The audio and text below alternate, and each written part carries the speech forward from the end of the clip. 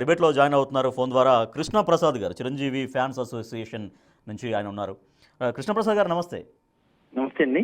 కృష్ణప్రసాద్ గారు, చిరంజీవి ఎందుకు టార్గెట్ అవుతున్నారు ఈ సమయంలో? ఎందుకంటే దాదాపుగా 40 సంవత్సరాలుగా ఆయన ఎన్నో విజయాల్ని చూశారు. కానీ ఇంత దారుణంగా ఆయన చివరికి ఆయన కూడా పోలీసులను ఆశ్రయించి నన్ను ఈ రకంగా ఇబ్బంది పెడుతున్నారంటూ ఆయన తన బాధను, ఆవేదనను వ్యక్తం చేస్తున్నటువంటి పరిస్థితి. చిరంజీవిని ఎందుకు టార్గెట్ అవుతున్నారు అనుకుంటున్నారు?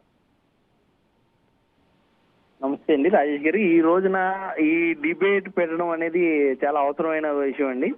ఇందులో వచ్చేసి చిరంజీవి గారిని ఒకరినే టార్గెట్ చేస్తున్నారు అనే దానికంటే కూడా పూర్తిగా వ్యవస్థ మీద టార్గెట్ జరుగుతుందనటం అనేది కరెక్ట్ అండి. డెఫినెట్గా అంటే చిరంజీవి దీనిపైన ఎందుకంటే రియాక్ట్ అయ్యారు. ఆయన ఎక్కువ ఆయన బాధితులుగా ఉన్నారు కాబట్టి అవును, ఆ ఇష్యూగా తీసుకున్నాం మేము. చిరంజీవి గారు లాంటి పెద్ద ఆయన బయటకు వచ్చారు కాబట్టి ఈ రోజు ఈ విషయం ఇంత ఎక్స్పోజ్ అవుతుంది తప్ప వేరే వాళ్ళు ఎవరు బయటకు ఎక్స్పోజ్ అవ్వట్లేదు. ఇది అందరి మీద జరుగుతున్న విషయం. ఈ రోజు మనం నెట్ వరల్డ్ లో చూస్తే ఆల్రెడీ ప్రతి చోట కూడా అందరి న్యూడ్ వీడియోస్ అని అవన్నీ ఇవన్నీ something everybody is facing this అండి. దీన్ని ఎలాగైనా అరికెట్టాలి అనేది ఆయనకు అంగనం కట్టుకున్నారు కాబట్టి ఈ రోజు ఆయన బయటకు వచ్చి ఒక అడుగు ముందుకేసి పోలీసు వారిని ఆశ్రయించారు. ఇది మేము అనుకుంటున్న విషయం. అదే విధంగా ఇటువంటి చర్యలు చేస్తున్న వాళ్ళ మీద ముందుగా పోలీసు వారికి మేము విన్నవించుకున్నది ఏంటంటే ప్రతి ఒక్కరి మీద కూడా ఇలాంటి పనులు చేసే ప్రతి ఒక్కరి మీద కూడా ఇమీడియట్ యాక్షన్ తీసుకోవాలని కోరుతున్నాం. ఈ రోజు చిరంజీవి గారు టార్గెట్ అయ్యారు. రేపు మన ఇంట్లో వాళ్ళే టార్గెట్ అవ్వచ్చు, లేకపోతే ఎక్కడన్నా జరగవచ్చు. ఏ ఆడపిల్ల మీద ఇలాంటివి జరిగితే రేపు అది ఇంకా పర్యవసనం చాలా దారుణంగా ఉంటుందని తెలియదు. సో అంటే ఇట్లా ఫ్యాన్స్ అంటే సరే, హీరోని అభిమానించుకోవచ్చు, హీరోని ప్రేమించుకోవచ్చు, ఎవరి అభిమాన హీరోను వాళ్ళు ఆరాధించుకోవచ్చు. కానీ ఇట్లా ఈ రకంగా అంటే ఎవరు మాట్లాడుతున్నారా, ఎవరు చేస్తున్నారనే తర్వాత ఇప్పుడు మనం చూస్తున్నాం అది. కానీ అక్కడ దయా చౌదరి అనే పేరుతో నన్ను ఇబ్బంది పెడుతున్నారని కంప్లైంట్లో చిరంజీవి స్పెసిఫిక్గా మెన్షన్ చేశారు. ఆ పేరు కూడా అంటే సరే, ఒక వ్యక్తి ఇష్టం లేకపోతే ఓకే, తన సినిమాలు చూడడం మానేస్తారా, అది ఓకే. కానీ ఈ రకంగా చాలా ఎవరినైనా ఒక మాట అంటే చాలా హట్ అయిపోతారు కదా ఎవరైనా కూడా. సో అటువంటి సమయంలో కానీ నిజంగా అట్లా కూడా చూడకుండా మనం ఈ రకంగా మనం హట్ చేస్తున్నాము అని కూడా కనీస సంస్కారం లేకుండా కొంతమంది పెట్టడం పట్ల ఆయన చాలా హట్ అవుతున్నారు చిరంజీవి. వాస్తవానికి చిరంజీవి గారు కాదండి, ఇది ఈ విషయంలో మేము చాలా హట్ అయ్యామండి. ఈ విషయం మాకు తెలిసిన వెంటనే, మేము చూసిన వెంటనే ఇదేంటి ఇలా జరుగుతుందని చెప్పేసి మా వంతుగా మేము ఏం చేయాలి ఏంటనేది, ఆ లింక్ ఎక్కడ ఉంది ఏంటనేది మేము దాన్ని ట్రేస్ చేసే పనిలో ఆల్రెడీ ఎప్పటి నుంచో ఉన్నామండి. మా అభిమానులు అందరూ కూడా ఏ ఏరియాకి ఆ ఏరియా ప్రతి ఒక్కరు అది అసలు ఎక్కడి నుంచి వచ్చింది ఏంటి, వాళ్ళు క్రియేటర్ ఎవరు ఏంటనే దాని మీద మేము దృష్టి పెట్టామండి. ఇది ఎందుకు చేస్తున్నారనే దాని మీద కూడా మాకు క్లారిటీ కావాలండి. ఫస్ట్ థింగ్, మేము పోలీసు వారిని కూడా మేము ఆశ్రయించబోతున్నాం ఏంటంటే రేపు దీన్ని ఎందుకు టార్గెట్ చేశారు, ఆ దయా శివన సంథింగ్, మేము పేరు అయితే మాకు సంబంధం లేదు. అది అతను ఎందుకు చేశాడు, ఇది అంటే ఏదైనా ఫ్యాన్ వార్ లా చేశాడా, లేకపోతే ఏదైనా పార్టీ పరంగా చేశారా, లేకపోతే ఏదన్నా చేశారా, ఇది మాకు తెలియాల్సిన ఫస్ట్ మ్యాటర్ అండి. అంటే ఒకరిని చూసి ఒకళ్ళు, ఇప్పుడు ఒకరిని చూసి ఒకరు మళ్ళీ ఇది మరింత పెద్దగా అయితే డైరెక్ట్గా అసలు ఎవరు హీరో, ఎవరు ఈ హీరో ఆ అభిమానులు, ఆ హీరో ఈ అభిమానులు, చాలా పెద్ద రచ్చకు కూడా దారితీస్తుంది. సో అంటే మీరు చిరంజీవి ఫ్యాన్స్గా అంటే ఒక మీకు ఒక కమిటీ ఉంటుంది కాబట్టి ఏమైనా రెగ్యులర్గా దీనిపైన ఏం చేయాలి, ఎందుకు ఇట్లా వస్తున్నాయి, దీనికి కట్టడి చేయాలి, మనం ఎవరో ఆ స్థాయిలో రియాక్ట్ కావాలి లేదంటే రియాక్ట్ కావద్దు అనే దానిపైన ఏమైనా మీకు డిస్కస్ చేసుకుంటున్నారా? దీని మీద ఆల్రెడీ మా అఖిల భారత చిరంజీవితో కూడా పూర్తిగా డిస్కషన్ జరుగుతుందండి. దీన్ని ఎలా కట్టడి చేయాలి, మన అభిమానులందరూ కూడా ఎటువంటి దుశ్చర్యలకు పాడుపడకుండా, ఎటువంటి ఇబ్బంది కలగకుండా, ఎవరు మనోభావాలు దెబ్బతినకుండా ఎలా దీన్ని ట్రేస్ చేయాలనేది కూడా మొత్తం కూడా అభిమానులందరూ కూడా చర్చించుకుంటున్నామండి. సో మీరేం చెప్తారు చిరంజీవిని ఇంత దారుణంగా ట్రోల్ చేసే వాళ్ళకి, వ్యక్తిత్వ హననం చేసే వాళ్ళకి, మనం ఇక్కడ ఉచ్చరించలేని స్థాయిలో వర్డ్స్ మాట్లాడుతూ రాస్తూ ఉండే వాళ్ళకి మీరేం చెప్తారు? వారికి మేము చెప్తుంది ఒకటేనండి, మీరు ఆకాశం మీద ఉమ్మేస్తున్నారు, మీ ముఖం మీద ఉమ్మిపడిద్ది అనేది మేము ఒక్కటే చెప్పదలుచుకున్నాం. ఆయన ఒక మహాసముద్రం, అందులో మీరు ఎన్ని ఉమ్ములేసినా ఆయన మీద ఎటువంటి ఇబ్బంది లేదు, ఆయనకి ఇటువంటిది కాదు. కాకపోతే మేము చెప్పదలుచుకుంది ఒకటే, ఈ రోజు మీరు చేసిన ఈ పని అనేది మీరు ఎందుకు చేశారు ఏంటి అనేది మేము త్వరలోనే మేము బయట పెడతాము. ఖచ్చితంగా మేము త్వరలో బయట పెడతాము. చిరంజీవి గారి మీద ఈ రోజు జరిగిన ఇది మేము మా సొంతగా మా ఓన్గా మాకు జరిగినట్టుగా మేము భావిస్తున్నాం దాన్ని. ఓకే, కృష్ణప్రసాద్ గారు మీరు హోల్లో ఉండండి. ఎస్, ధీరజ్ అప్పాజీ గారు, సో ఇవి విపరీతంగా అసలు అడ్డు అదుపు లేకుండా పెరిగిపోతున్నాయి. అసలు వెళ్ళి కోర్టులను ఆశ్రయించినా, పోలీసులను ఆశ్రయించినా కూడా పోలీసులకు భయపడట్లేరు, కోర్టులకు భయపడట్లేరు. ఇంకా ఎట్లా వీటికి ఫుల్ స్టాప్ ఎట్లా? ఆ హీరోలందరూ లేకపోతే ఒక ఉమ్మడిగా పిలుపుని ఇవ్వాల్సినటువంటి అవసరం ఉందా? లేకపోతే ఎవరిని ఇట్లా హర్ట్ చేయకండి, ఎవరి సినిమాల అభిమానులు వాళ్ళు చూసుకోండి, ఈ రకంగా పర్సనల్గా టార్గెట్ చేయకండి అంటే అందరూ హీరోలందరూ కూడా సమిష్టిగా ఎప్పటికప్పుడు ఏమైనా చేయాల్సినటువంటి అవసరం ఉందా? అది బాగుంటుందా? అంటే కాదు, ఇప్పుడు చిరంజీవి గారు ఇచ్చిన ఫిర్యాదు ఆధారంగా కఠిన చర్యలు తీసుకోవడం దీనికి పరిష్కార మార్గం అండి.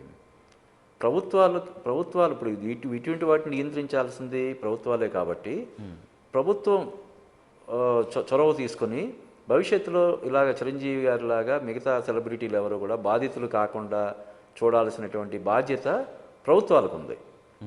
ఎప్పుడు ఇటువంటి విషయాల్లో హీరోలు ఎప్పుడు కూడా ఐకమత్యంగా ఉంటారు. ఈ పైరసీ కట్టడి కానీ లేకపోతే ఇలాగా టెక్నాలజీని ఉపయోగించి తమ దీన్ని ప్రయత్నాన్ని తప్పకుండా వాళ్ళు ఖండిస్తారు. తమ వంతు ప్రయత్నం ఏదైనా చేయడానికి ముందుకు వస్తారు. కానీ చేయాల్సిన చర్యలు తీసుకోవాల్సింది ఏంటంటే ఇప్పుడు ఇందాక మన శంకర సతీష్ గారు చెప్పారు,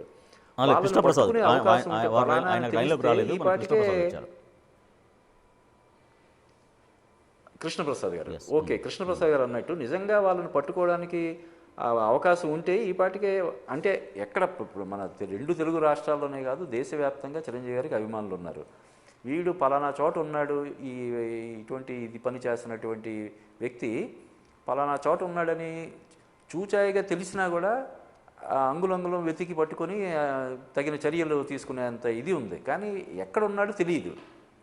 దానివల్ల అంటే వీళ్ళు ఎవరితో చేయాలి తెలియని దీంతో వీళ్ళు యుద్ధం చేయాలి. ఎదురుగుండా కనబడితే వీళ్ళు అతను పట్టుకొని చెయ్యొచ్చు, మాట్లాడవచ్చు, లేకపోతే ఇది చేయొచ్చు. తెలియదు కదా, తెలియని దాంతో యుద్ధం చేయడం అనేది ఎలాగా అంటే ఇది రాజేష్ గారు చెప్పాలంటే ఇది ఒక సునకానందం అండి. వాడికి ఏం ఉపయోగం ఉండదు దీనివల్ల.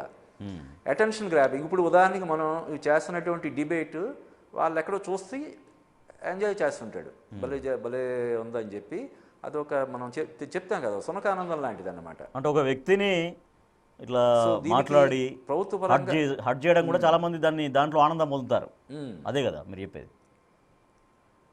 అంతే కదా, అంతే. అంటే ముఖ్యంగా తనను పట్టుకునే అవకాశం లేదు, పట్టుకోలేరు అనే ఒక ధీమాలో ఉన్నప్పుడు వీళ్ళు ఇలాగా ఇటువంటి దీనికి చెలరేగిపోయి ఇది చేస్తారండి. అందువల్లే ఇప్పుడు అంటే ఈ ట్విట్టర్ కానీ లేకపోతే ఈ ఫేస్బుక్ కానీ ఇన్స్టా కానీ ఇటువంటివి వాటిని నియంత్రించాల్సినటువంటి బాధ్యత ప్రభుత్వాలకు ఉందండి. రైట్. ఎస్ కృష్ణప్రసాద్ గారు ఉన్నారా? సార్ చెప్పండి అండి. ఎస్ కృష్ణప్రసాద్ గారు, అంటే మీకు చిరంజీవి దగ్గర నుంచి అంటే మామూలుగా మీరు మీట్ అవుతుంటారా? అందరూ ఫ్యాన్స్ అసోసియేషన్స్గా మీట్ అవుతుంటారా? కలిసినప్పుడు ఇటువంటి విషయాలలో ఫ్యాన్స్ వారి విషయంలో ఎటువంటి సూచనలు చేస్తుంటారు? అంటే చిరంజీవి నుంచి కావచ్చు, చిరంజీవి ఆఫీస్ దగ్గర నుంచి కావచ్చు, ఎటువంటి ఇన్స్ట్రక్షన్స్ వస్తుంటాయి మీకు? చిరంజీవి గారి దగ్గర నుంచి కానివ్వండి, చిరంజీవి గారి ఆఫీస్ దగ్గర నుంచి కానివ్వండి, ఎటువంటి కూడా అందరినీ ఒకే విధంగా ట్రీట్ చేయమని చెప్తారు తప్ప ఆ సినిమాని తక్కువ చేసి చూడమని, ఈ సినిమాని తక్కువ చేసి చూడమని ఏ రోజు కూడా ఈ రోజు వరకు మాకు తెలిసి మేము ఈ ఆర్గనైజేషన్లోకి వచ్చి మేము 35 సంవత్సరాలు అవుతుంది. ఈ రోజు వరకు మేము ఎన్నోసార్లు అన్నయ్య గారిని కలిసినప్పుడు మేము ఏదన్నా తప్పుగా మాట్లాడినా కూడా ఆయన మమ్మల్ని వారిచ్చారే తప్ప ఎప్పుడు కూడా ఆ హీరో గురించి ఇలా మాట్లాడండి, ఈ హీరోని ఆ సినిమాని తొక్కాలని అలాంటి ఎప్పుడు ఆయన చెప్పేవాళ్ళు కదా. ప్రతి సినిమాని మీరు పైకెత్తాలని చెప్పేవాళ్ళు. ప్రతి సినిమా మన సినిమా, ఇది మన సినిమా అన్నట్టుగానే చూడండి.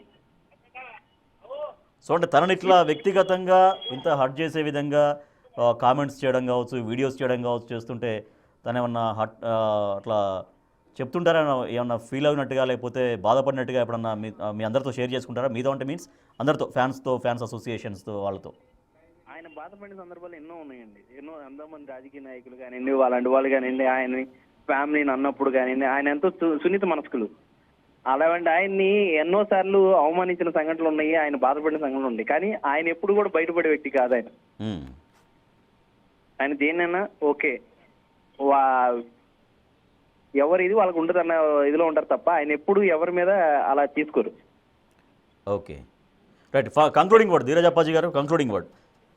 సో అంటే సినిమా ఇండస్ట్రీలో ఇంత ట్రోలింగ్ ఇవన్నీ కూడా ఆగాలి, ఫ్యాన్స్ వరకు దారి తీయకుండా ఆగాలి అంటే ఏం చేయాలి? ఇండస్ట్రీ తరపు నుంచి కూడా ఏం చేయాలి? ఒకటి కంక్లూడింగ్ పాయింట్.